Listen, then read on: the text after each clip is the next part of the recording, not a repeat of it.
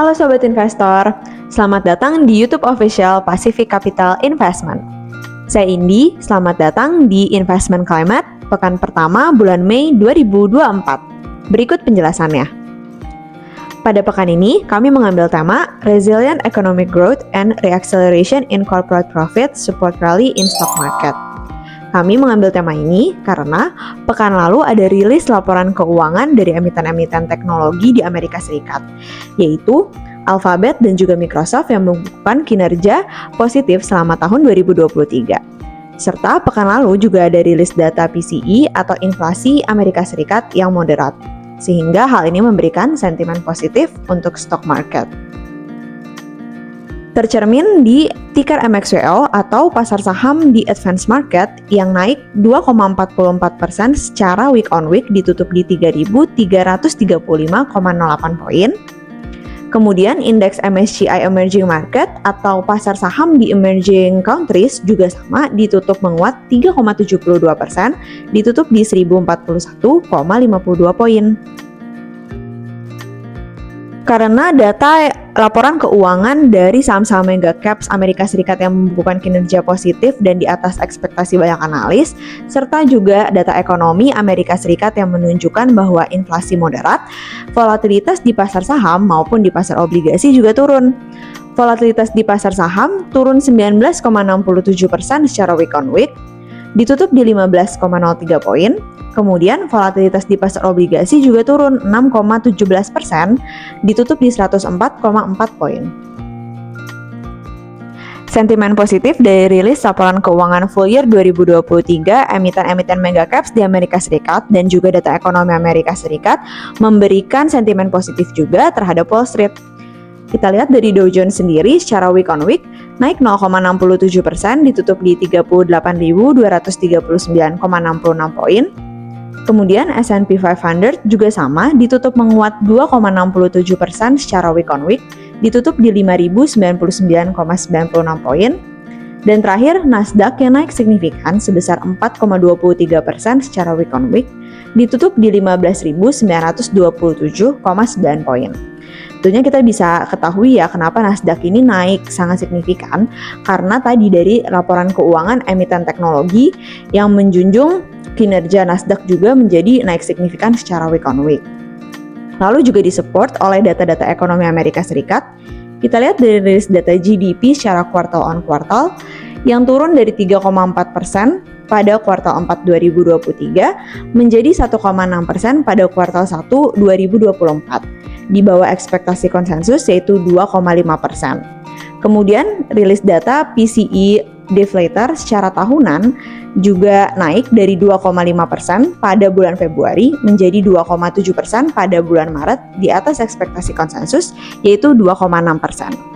Kita bisa lihat ya dari rilis data PCE ini menunjukkan bahwa inflasi Amerika Serikat masih berada stagnan di level kurang lebih 2% gitu ya. Oleh karena itu inflasinya bisa kita lihat yaitu ada di level moderat. Kemudian kita lihat GDP pun juga tidak terlalu akselerasi ya, yaitu turun dari 3,4% menjadi 1,6%. Ini good news juga karena jika terjadi ekspansif di ekonomi Amerika Serikat, maka The Fed membuka ruang dalam kenaikan suku bunga acuan atau penahanan suku bunga acuan yang tinggi.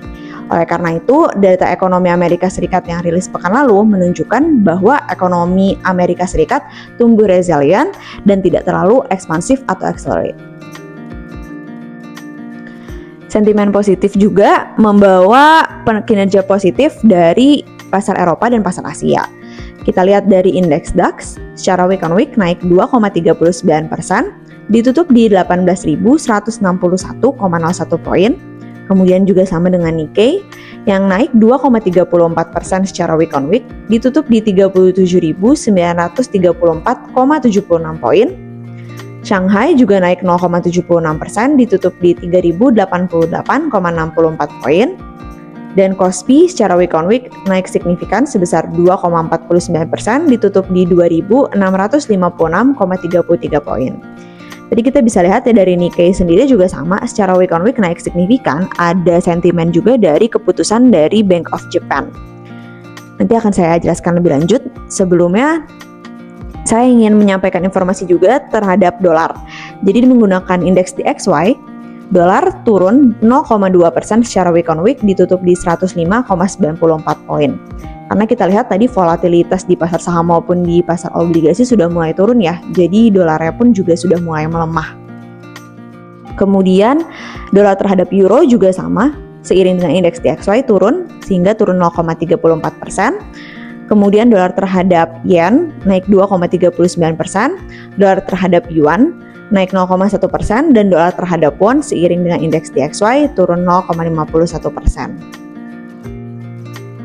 Oke, tadi kita lihat dari Nikkei sendiri kan naik signifikan ya secara week on week 2,34%. Ini diakibatkan dari keputusan Bank of Japan atau Bank Sentral dari Jepang sendiri yang menahan suku bunga acuannya di level 0 hingga 0,1% pada pekan lalu. Ini membawa sentimen positif juga ya oleh market karena Bank of Japan tidak menaikkan suku bunga acuan dengan tinggi dan masih menahan suku bunga acuannya di level dovish.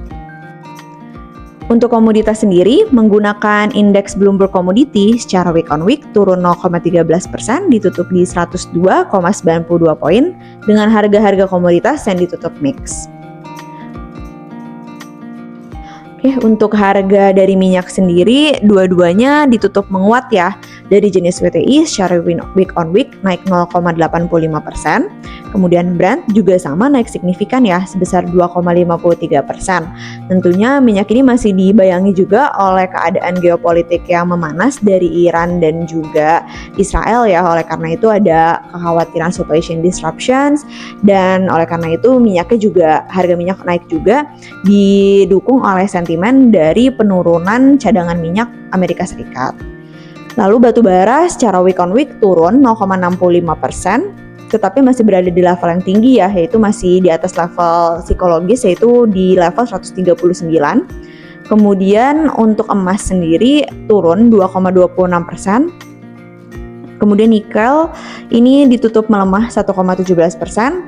Kita lihat timah ya, timah ini sudah mulai turun secara week on week, yang tadinya sempat rally selama 1-2 minggu sebelumnya, sekarang turun, tercatat terkoreksi 8,91%, ditutup di 32.411 poin. Ini ingin saya menyampaikan informasi juga ya, kenapa timah waktu itu harganya sempat naik gitu ya, sampai ke level 35.000 hingga 36.000. Itu dikarenakan volume ekspor timah Indonesia ke beberapa negara dari Singapura kemudian India itu naik, yang sebelumnya hanya sekitar 800 ton, sekarang menjadi 3.200 ton gitu ya. Oleh karena itu harga timah ini naik karena dari demand-nya juga yang tinggi dari beberapa negara. Kemudian tembaga naik 0,91%, dan CPO yang turun 3,08%. Sekarang CPO itu harganya sudah di bawah 4.000 ya, di harga 3.900. Untuk pasar Indonesia, kita lihat dari IHSG secara week on week turun 0,72%, ditutup di 7.036,08 poin. Kemudian LQ45 juga sama turun 2,34%, ditutup di 898,78 poin. Nah, ini ada yang sedikit, jika Bapak dan Ibu perhatikan ada yang sedikit aneh ya. Kenapa? Karena Wall Street pekan lalu ditutup menguat dan bahkan menguat sangat signifikan begitu ya. Dan ini kan membawa sentimen positif juga tentunya untuk indeks-indeks dari pasar Eropa maupun pasar Asia. Kenapa? Karena memang ada korelasi yang tinggi tentunya dari pasar Amerika dengan pasar Eropa dan pasar Asia. Harusnya secara historical juga kita ketahui jika pergerakan dari Wall Street-nya itu naik gitu ya, jadi harusnya dari pasar Indonesia pun juga ikut naik gitu ya, ikut rally. Tetapi kenapa dari IHSG maupun LQ45 ini pada pekan lalu ditutup melemah gitu ya? Nanti akan saya jelaskan lebih lanjut lagi karena itu ada sentimen dari data ekonomi kita ya, Bapak Ibu. Dan juga kita akan memantau terus kondisi laporan keuangan kuartal 1 2024 dari berbagai macam emiten. Oke, jadi kita ketahui dari pasar Indonesia sendiri memang turun bukan dari sentimen globalnya ya pada pekan lalu, tapi dari domestiknya nih. Nah, oleh karena itu dari pasar saham, investor asing mencatatkan net sell cukup besar sebesar 4,49 triliun, tetapi di pasar obligasi masih mencatatkan net buy sebesar 947 miliar. Dan dolar terhadap rupiah ini seiring dengan indeks DXY turun 0,28%, jadi rupiah sekarang ditutup di 16.210 poin. Oke, untuk sektor IHSG, pekan lalu yang menjadi top gainer ini dari sektor teknologi ya, yang naik sebesar 1,61%. Kemudian dari sektor infrastruktur juga naik 0,95%. Yang menjadi top laggard yaitu dari sektor transportation and logistik dan juga basic material yang turun 3,35% secara week on week. Nah, kita ketahui juga ya Bapak dan Ibu, bobot dari sektor teknologi itu merupakan bobot yang terbesar di IHSG. Tetapi IHSG ini kemarin turun ya, padahal dari teknologinya sendiri itu naik gitu ya, dari sektor teknologi. Jadi kita ketahui jika sektor teknologinya pada pekan lalu itu secara week on week turun, maka IHSG juga berpotensi akan turun lebih dalam lagi. Jadi ini masih disupport oleh sektor teknologi. Nah, tadi kenapa saya bilang dari IHSG-nya atau pasar Indonesia sendiri turun bukan karena sentimen global begitu ya, lebih kepada sentimen dari domestik, itu karena rilis pernyataan dari rapat BI gitu ya, di mana BI menaikkan suku bunga acuannya dari 6% menjadi 6,25% pada pekan lalu. Ini kan membawa sentimen negatif tentunya ya, terutama untuk sektor-sektor nih. Jadi kita khawatirkan begitu ya dari kondisi laporan keuangan para emiten, terutama dari sektor banking, kemudian teknologi juga gitu kan ya, akan membukukan kinerja yang tidak inline dengan ekspektasi dari banyak analis begitu ya, yaitu growth-nya tidak sebesar yang diekspektasikan oleh para analis karena kan suku bunga acuan kita yang berada di level tinggi begitu.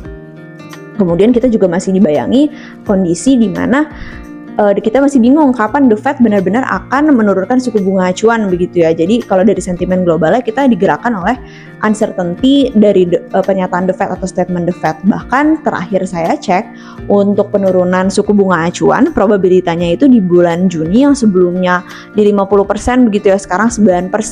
Jadi investor juga masih bingung nih, lebih bullish yaitu The Fed itu kapan menurunkan suku bunga acuannya gitu ya, karena tadinya ekspektasinya di Juni, ini kan sudah setengah tahun ya, tapi belum ada pergerakan atau actions real dari The Fed begitu. Oleh karena itu juga itu membawa sentimen negatif juga untuk pasar Indonesia. Kemudian pekan lalu juga ada rilis data dari neraca perdagangan ya, yang masih surplus dan sekarang berada di level 4,47 miliar US dollar pada bulan Maret ini. Pekan ini kita akan menanti rilis data yang sangat penting juga ya, yaitu leading indicators dari beberapa negara, tentunya juga itu data inflasi. Jadi pekan ini akan ada rilis data inflasi Indonesia yang sangat penting dan diproyeksikan akan naik dari 3,05% pada bulan Maret menjadi 3,09% pada bulan April begitu ya. Tapi kita lihat memang inflasi Indonesia masih di level yang moderat begitu ya, dan jika dibandingkan dengan emerging markets masih cukup terkendali atau terjaga. Kemudian untuk forecast IHSG menggunakan metode pivot itu di level support 1 itu di level 6.998, resistance 1 7.111, support 2 6.961 dan resistance 2 7.187. Kemudian dengan menggunakan metode statistik, IHSG akan bergerak di level 6.943 hingga 7.129. Ini juga sebagai informasi saja ya Bapak dan Ibu, walaupun inflasi kita terjaga gitu ya dibandingkan dengan emerging market yang lain, tetapi kita terus waspada karena BI itu berkomitmen selalu untuk menurunkan inflasi kembali ke targetnya gitu ya, yaitu sekitar 2,5% begitu. Ini kan kita lihat masih di atas 2,5% begitu ya. Jadi BI juga masih membuka ruang untuk suku bunga acuan yang tinggi juga sampai inflasi benar-benar turun ke target BI. Oke, berikut ingin saya sampaikan juga ya summary atau ringkasan dari investment climate pekan ke-1 bulan Mei 2024 ini. Oke, jadi kami mengambil tema Resilient Economic Growth and Re-acceleration in Corporate Profits Support Rally in Stock Market ya. Tadi sudah saya sebutkan gitu ya, jadi memang pekan lalu itu rilis laporan keuangan untuk full year 2023 di saham-saham mega caps, yang itu saham Alphabet, kemudian juga Microsoft yang menjunjung atau mensupport keadaan rally dari stock market Amerika Serikat. Kemudian juga Tentunya dengan hasil rally dari Wall Street sendiri mensupport juga rally dari pasar-pasar Eropa dan pasar-pasar Asia begitu ya. Kemudian pekan lalu juga dari rilis data PCE. PCE ini sebenarnya memang leading indicators ya dari outlook suku bunga acuan The Fed. Jadi The Fed itu sangat memantau PCE atau inflasi dari Amerika Serikat juga. Dan itu kita lihat data inflasi Amerika Serikat itu berada di level moderat gitu ya. Jadi untuk PCE itu di level 2,7% pada bulan Maret ini. Memang masih di atas target. Jadi memang The Fed ini masih ada membuka ruang gitu ya untuk penahanan suku bunga acuan yang tinggi sampai inflasinya itu benar-benar ke target dari The Fed sendiri. Kemudian kita lihat ada pekan lalu juga data ekonomi yang penting juga, yaitu GDP secara kuartal on kuartal ya, yaitu yang turun dari 3,4% pada kuartal 4 2023 menjadi 1,6% pada kuartal 1 2024 begitu ya, dan ini di bawah ekspektasi konsensus. Artinya GDP Amerika Serikat ini tidak terlalu ekspansif ya, tidak terlalu re-accelerate begitu. Oleh karena itu menunjukkan bahwa ekonomi Amerika Serikat ini masih resilient begitu ya dari data GDP-nya. Walaupun kita masih mempunyai PR tentunya itu dari PCE yang masih di atas target The Fed, inflasi tahunan dan core inflation dari US juga masih di atas target The Fed begitu ya. Jadi The Fed masih belum kita lihat actionsnya untuk penurunan suku bunga acuan cepat begitu ya, yang tadinya kita expect. The Fed akan menurunkan di kuartal pertama 2024 begitu ya, tetapi sekarang ekspektasinya itu semakin menurun gitu ya. Probabilitas penurunan suku bunga acuan di bulan Juni itu sudah yang tadinya 50%, sekarang 9% itu kan turun sangat jauh ya. Jadi kita masih dibayangi oleh keadaan atau suku bunga acuan yang masih uncertain begitu ya dari The Fed, karena tadi lagi kembali lagi dari data-data ekonomi Amerika Serikat yang masih perlu dipantau. Jadi dari Dow Jones dan S&P, lalu Nasdaq juga naik signifikan begitu ya, terutama Nasdaq ya 4,23%. Kenapa? Karena tadi laporan keuangan mega caps yang di saham-saham teknologi ini memang mensupport kenaikan Nasdaq yang sangat tinggi gitu ya pada pekan lalu. Kemudian kita lihat dari pasar-pasar saham di advanced maupun emerging market juga naik secara week on week. Volatilitas juga mulai turun kembali di volatilitas pasar saham maupun volatilitas di pasar obligasi. Kemudian pasar Eropa dan pasar Asia pun juga merespon positif ya kondisi kayak perekonomian Amerika Serikat yang bisa kita bilang resilient dan tidak terlalu ekspansif begitu ya. Kemudian kita lihat dolar pun juga turun begitu, seiring dengan itu dolar terhadap euro, kemudian dolar terhadap won itu juga sama turun. Pada pekan lalu juga ada sentimen nih di pasar Asia yang menggerakkan pasar Asia juga nih, karena itu dari Bank of Japan atau bank sentralnya dari Jepang sendiri ya, yang menahan suku bunga acuannya di level 0 hingga 0,1%. Lalu untuk komoditas tadi yang naik itu dari sektor, maksud saya dari komoditas tadi yang naik itu dari minyak ya, minyak WTI maupun Brent. Kemudian dari tembaga juga yang naik, tetapi kita lihat batu bara, emas, nikel, timah ya, timah dan juga CPO ini sudah mulai turun ya. Timah ini berarti pekan lalu dan juga 2 pekan sebelumnya itu naik karena kenaikan ekspor ke beberapa negara yaitu Singapura dan India yang sebelumnya 800 ton sekarang menjadi 2.000 hingga 3.000 ton gitu ya di bulan Maret. Ada kenaikan demand sehingga timahnya itu naik. Kemudian untuk pasar Indonesia sendiri ini tidak inline ya dengan keadaan di mana Wall Street ditutup menguat. Jadi dari pasar Indonesia ditutup melemah karena ada sentimen dari domestiknya juga. Memang ada dibayangi oleh sentimen global, tetapi sentimen domestiknya nih yang justru benar-benar membawa IHSG membukukan kinerja negatif begitu ya pada pekan lalu, yaitu IHSG turun 0,72%, LQ45 juga sama, turunnya signifikan ya 2,34%. Lalu oleh karena itu juga di pasar saham investor asing tidak terlalu optimis begitu ya, jadi mencatatkan net sell sebesar 4,49 triliun. Ini tadi saya sebutkan mengapa dari IHSG atau pasar Indonesia sendiri itu turun karena dari kondisi domestik begitu ya, yaitu BI di sini yang menaikkan suku bunga acuan dari 6% menjadi 6,25% begitu ya. pada pekan lalu. Ini karena stabilisasi rupiah juga sih ya. BI itu selalu pada stand stabilisasi rupiah dan juga pengendalian inflasi kembali ke target. Kita lihat inflasinya pun juga masih atas target ya, masih di level 3% pada bulan Maret kemarin, dan diproyeksikan malah di bulan April ini akan naik sedikit gitu ya.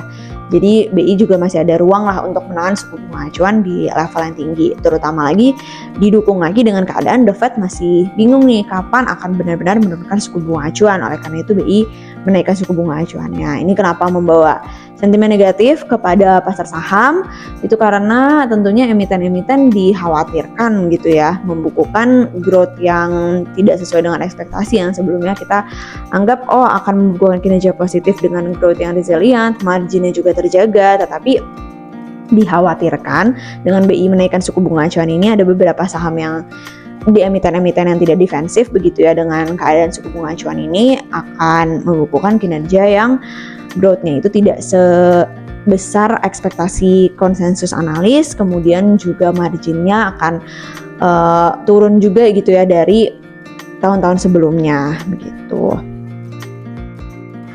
Sekian pembahasan investment climate pada pekan 1 bulan Mei 2024. Sampai ketemu di episode investment climate selanjutnya.